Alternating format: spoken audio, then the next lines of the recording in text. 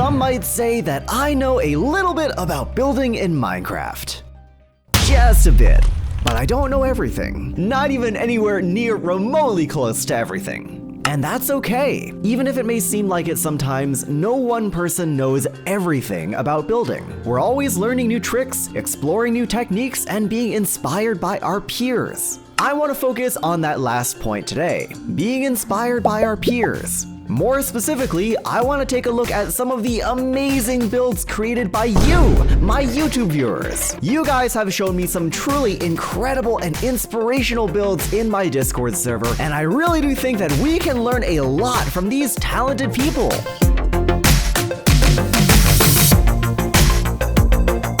You know, one thing that I think separates a decent builder from an amazing builder is their ability to use color without being afraid. Now, I know that sounds silly. What do you have to be afraid of? It's Minecraft. It's a block game. I mean it. People don't use enough color. I'll say it.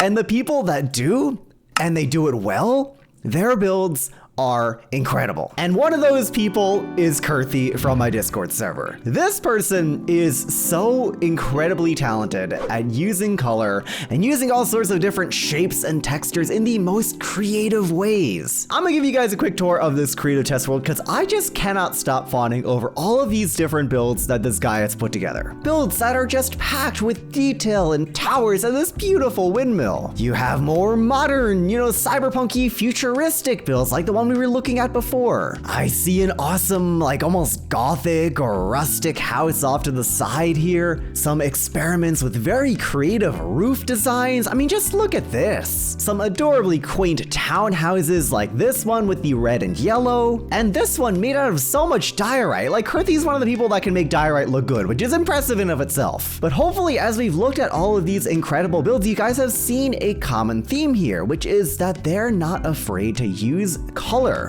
So much color. As I flew around this world marveling at all of Kurthy's creations, that's really the takeaway that I got here. If you ask me, with how trendy and meta it is to make these very highly detailed, highly textured builds, it's better to go overboard with color than to go underboard, if that's a word. Of course, it's important to start with a solid foundation, like this build, which I'm presuming is unfinished here. Even this by itself, some people would build this and then add in some windows and then call it a finished build. But what I'm suggesting and what Kurthy is doing is going the extra mile to add in as many detail blocks as you can. Chances are it's going to improve your build rather than detract from it.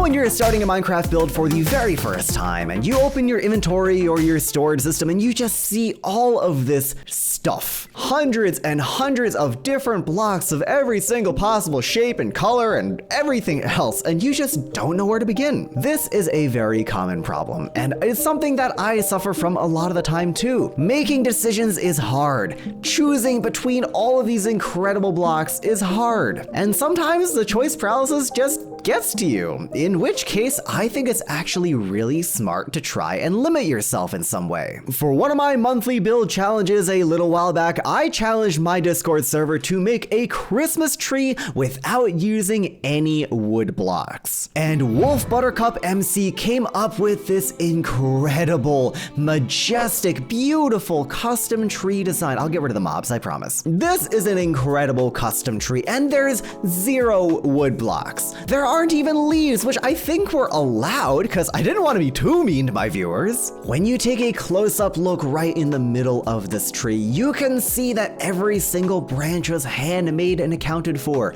There's no weird air gaps where there just aren't branches, which I see a lot of people doing with their custom trees, and it's a big problem. So clearly, Wolf Buttercup knows what they're doing. Seriously, nighttime with shaders on. Look at, there's a little star up there with the floating candles. That is such a beautiful touch. This just looks incredible. This is a lesson we can all learn from. With the insane variety of blocks in this game, sometimes less is more.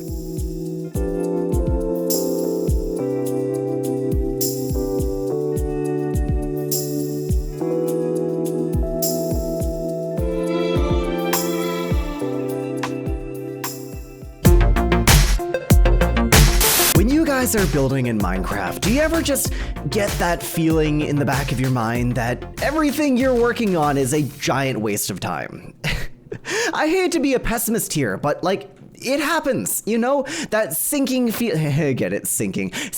feeling that you're not building anything good. Your build is trash, you're wasting your time, go home, it's not worth it. Like, no matter what combo of blocks you put together, whatever gradient or something you're trying to make, it just doesn't look right. You're not happy with it. But one thing I've realized, and in no small part from this build that I'm about to show you, is that sometimes you just gotta take a step back. And I mean that literally. This is a build by Swerving Shoe for my first ever monthly build challenge over on my Discord server. The theme was autumn, and he put together this incredible landscape complete with a fantastic cliffside, some beautiful autumnal trees up on the top, really nice and smooth terraforming, and a cute little ship right out in the front of the ocean here. Now we're looking at this build from very, very far away, and I'm just gonna turn off my HUD here and we're gonna take a look at this together. Specifically the rocks, right? You got these wicked like wavy patterns of gray and stuff, and you know the light is reflecting off it in different ways. Even with shaders off, you can see maybe a little bit of texture variety, but it's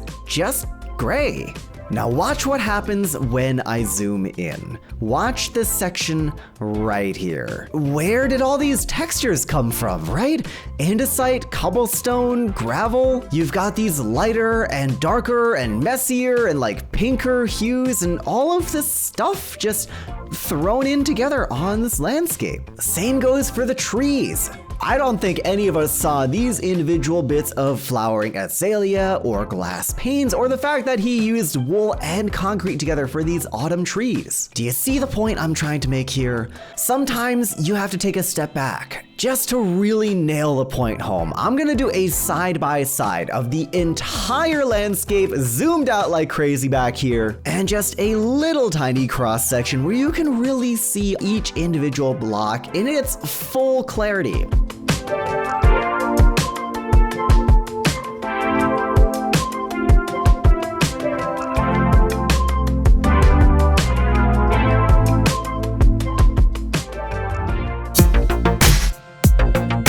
One aspect of building that I often see a lot of people overlooking when they build is realism. Now, I don't necessarily mean like, making something that looks like it could exist in real life. Like, of course you can do that if you want to. You don't have to. It's Minecraft after all. But what I mean is that when people are texturing and designing objects, they often go for a look that's very weathered, very rustic. People love making things that look dilapidated, especially with how common it is these days to have very complex combos of textures. It often makes your build look very old. And to gain a greater understanding of this, I think we should take a look at two of these amazing little sections of builds put together by Foot19 from my Discord server. Both of these builds are coming out of the water, and that is actually the most important part. Around the waterline, we've got lots of moss, lots of stone that's cracked and soggy and weathered. And even further up in the build, you can see the presence of lichen to make this kind of off-white texture blends. You can see all of these very dirty, very complex textures that are clearly being worn down by age and by weathering. Even on the sides and the back of the build, which is very much unfinished, you can see how they were going for some sort of I believe, rusty color leaching and bleeding design on the side here. I'm not sure if this is just an experiment or if it's part of the finished build, but it's either way really neat and a very cool expression of age and erosion. And over here with this little section of tower with a crumbling bridge section, you can see this even more clearly. Notice how the moss and the green is crawling its way up from underwater, turning this entire section of wall from what used to be brick into these patches of gray and green and almost purple and brown in some sections. Underneath this mud roof, where there's probably a lot of rain and water damage, you have these kind of brown stains and smears where you can imagine moisture is running down the sides. Not to mention this bridge itself, which of course is crumbling, right? The other half is completely missing, but they went out of their way to curve this part downwards, like it's drooping, like it's slowly falling off the side. You can imagine little bricks and bits of stone falling off of these little tendrils of bridge here on the side. It's very well done. Seriously impressive texturing work on these builds. So Foot19, if you're watching this, I'm a big fan of what you've done here.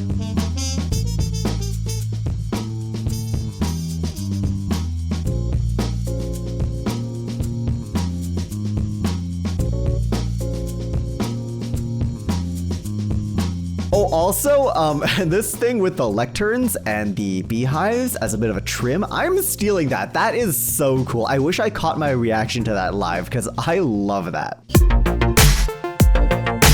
Let's say you go to start a new Minecraft build. You want to make something fun, something that looks good. You have all these ideas in your head and you really want to get them down in the world, but before you know it, you're just working with these same like 4 or 5 blocks over and over and over and over again. And it's like, why do all my builds look the same? Because you're not expanding your horizons with the amount of blocks and colors you can use. And if you want to fix that, I think we can take a lot of inspiration from this build by Swerving Shoe. This, I believe, was a submission for one of my monthly build challenge events on my Discord server, and the challenge was to make a custom, colorful, vibrant end island. And man, did he knock it out of the park with this one. As you can imagine, he won with this submission, but just take a step back and look at all of these different colors, the different shapes, all the different blocks he used. It's an insane amount of block variety, and something I think we can really learn from here. What I really take away from this build is that you should go out of your comfort zone. And more importantly, the prompt was to make a custom end island. Virtually 0 of these blocks are naturally found in the end. Swerving just went totally out of his way to integrate all of these amazing different colors. When I take a look at this project, I see somebody who is not afraid to experiment with blocks that you don't really see used very often. I mean, the cyan blocks, basalt, deep slate, and lime glass? This was a seriously creative build, and it's something we can all learn from. So the next time you're finding yourself uninspired, bored by your builds, not really sure what to do next, force yourself out of your comfort zone. It takes a little bit of courage, it takes a little bit of practice, but the end result is awesome.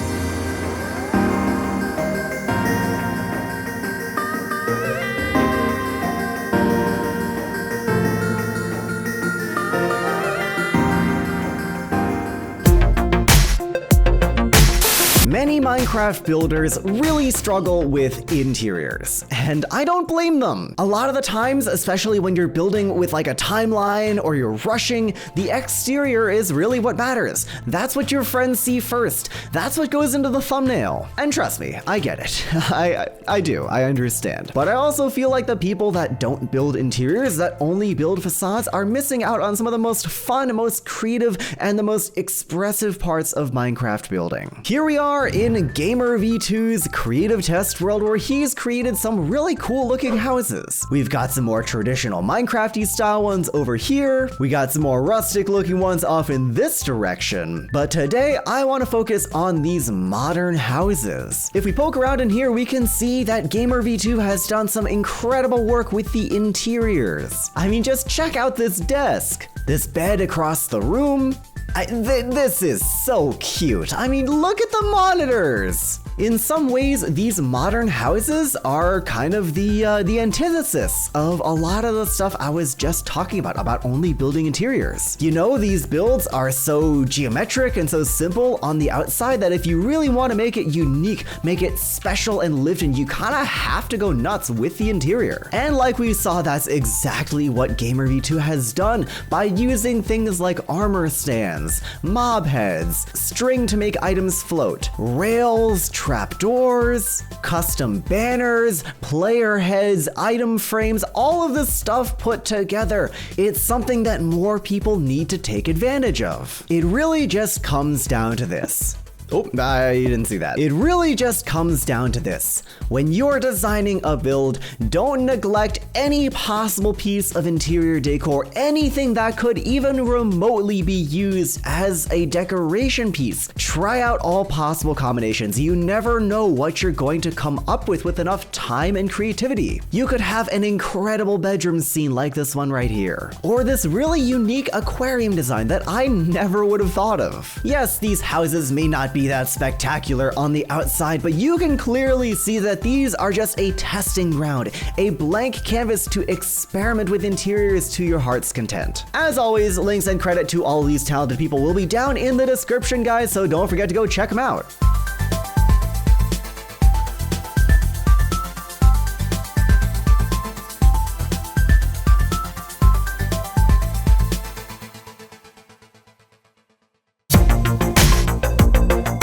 Now, Now, if you're watching my monthly build challenge streams, you might already know what this build is just by taking a look at these two very large boxes behind me. And if you spotted the command blocks, you may be aware that this is more of an adventure map than anything else, but I do still think there is stuff to be learned from the building aspects of this build. Wow, I just said build like 20 times. Recording's hard, guys. Give me a break. This was a monthly build challenge submission by Anello99, and while their adventure map making and storytelling skills are also phenomenal, today we're going to be focusing on the build because I do still think there's quite a lot to be learned here. Now, Anello had assembled two different versions of this landscape here, a good side and an evil side, which we're taking a look at right now. I'm a big fan of what he did with the colors, the obsidian leading into the purple, into the red, into the brown up here with these very cool and creative, like demonic nether trees of some kind. But I primarily want to focus on the good side. Now, I know I'm running some shaders, but even without shaders, this place just feels very warm, very vibrant, very cartoony. And maybe it's just because of the box, but it does feel like a movie set or, something out of a show. And I think that's in no small part due to the amazing shading on the undersides of these very cute and adorable two-dimensional clouds. I never would have thought just a single line of gray underneath like a white blob would create the most lovely, cute, picturesque clouds, but here we are. And these trees are quite similar, they're all very vibrant and puffy and very almost picturesque in a way. And I think that's really cool. You can even see like on the inside you've got different colors, maybe representing like fruits of some kind hidden within the leaves of the trees. I think the key takeaway here is that Minecraft isn't always about making the most realistic build possible.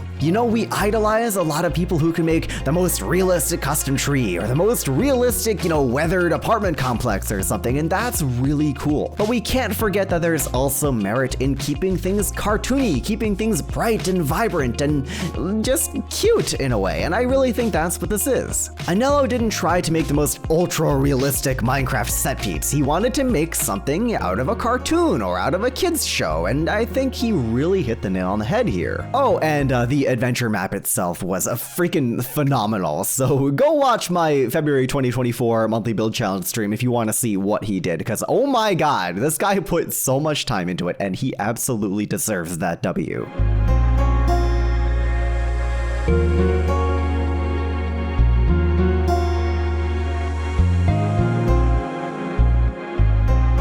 I really do hope you enjoyed checking out some of the best, most inspiring builds from my Discord server. Feel free to join us, like the video if you enjoyed, and until next time, I'll see you in the next Minecraft video.